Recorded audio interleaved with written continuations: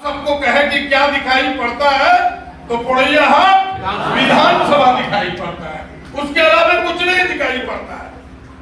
हमें इसको जीतना है। हम अर्जुन है, हम जीतेंगे, उस आग का भेदन करेंगे, पुड़ैया हाट जीतेंगे और 81 में से सबसे अधिक मतों के अंतर से जीतेंगे। इस चीज को पक्का हमें करना है।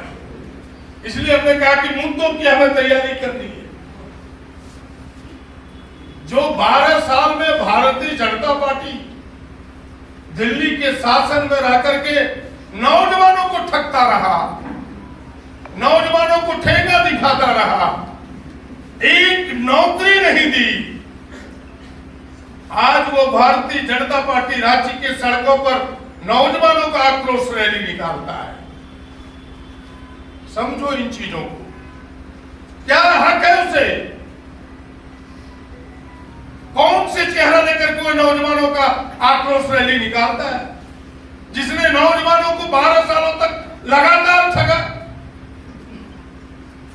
बेरोजगारी का आलम देश का यह है कि दुनिया के 10 बेरोजगार देश है, उसके 5वें नंबर पर हम भारत हैं। दक्षिण अफ्रीका सबसे अधिक बेरोजगार देशों में से सबसे ऊपर है, तो भारत भी 5वें नंबर पर खड़ा है।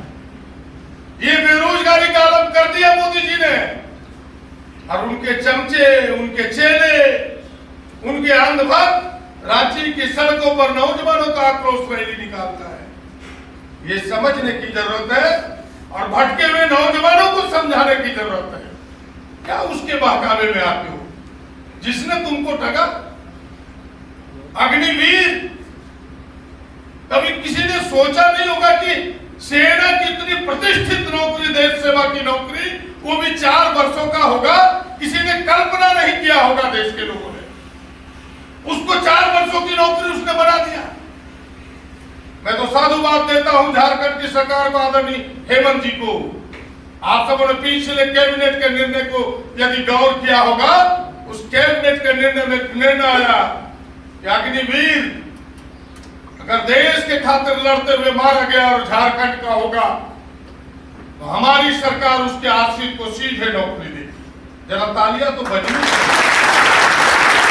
सीधे नौकरी देगी और 10 लाख मुआवजा देगा उसके आश्रित को, केवल नौकरी नहीं।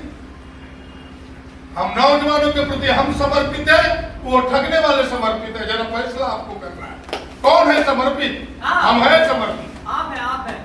झारखंड है समर्पित, झारखंड के कांग्रेस, झारखंड का यह गठबंधन सरकार समर्पित है नौजवानों के प्रति।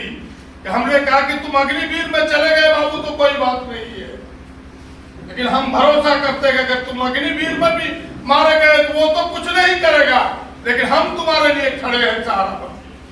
मैं एक उदाहरण आपको पेश कर रहा हूं।